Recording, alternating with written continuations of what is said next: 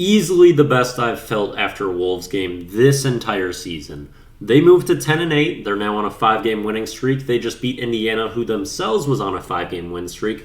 Both of our win streaks were against super depleted teams, and we each had to play each other with full health almost today. They were out Duarte, we were out J-Mac, but still not like essential players missing, although J-Mac does lead our team in plus-minus, just gonna throw it out there. They win by 14, but it felt a lot more dominant than that. They played so well, it's just that the typical thorns that are in their side were the size of tree trunks tonight, but they played so well in every other facet of the game that it covered up for a lot of that. And I'm really pleased with how basically everyone showed up and played tonight. Both D'Lo and Gobert were practically absent in the Wolves' last game, and they showed up tonight in a big way. You could tell that they were trying to be a lot more aggressive, especially Gobert early on. We were force-feeding him. He had a really good first stint, had 5 shot attempts in the first 5 minutes of the game when he had 0 all of last game. Overall, Gobert was impactful and great tonight.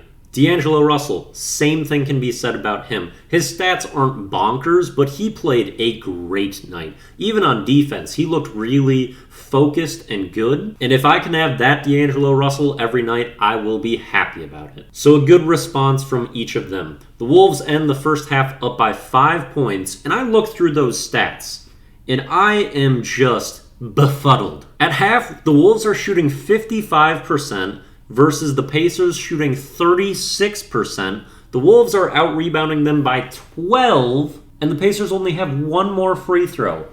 Does that make any sense to you? If you're going through some math here, it should not, but the Wolves' main bugaboos of turning the ball over, especially live turnovers, and giving up a lot of threes to their opponents are what made it only a 5-point game, despite dominating so severely in basically every other area of the game. This was really true in the middle quarters, where Myles Turner was letting the Wolves have it. He ends tonight with 31 points, 6 threes, and his pick and pop with Halliburton was devastating. That's really all Halliburton could do all night. He was just crippled by McDaniels, could not score on him whatsoever. Still had a good distributing night, but he just could not score against McDaniels and really seemed locked up. Because McDaniels was insanely good again tonight. I just think the world of this guy. He is so good. His all-around game is really becoming super polished. The more opportunity he gets, he is going to flourish with it. His efficiency is great. Close range, very good. Mid-range, solid. Catch and shoot threes is really nice. His aggression in transition is great. And his defense is bonkers. If he can just tone back the fouls a little bit, oh my god, he is such an incredible player. 4 blocks tonight. I also think he had 5, maybe 6 dunks, which is crazy too. The thing I really loved about this game is that everyone did what they were supposed to do. It's like everyone was in their best spot,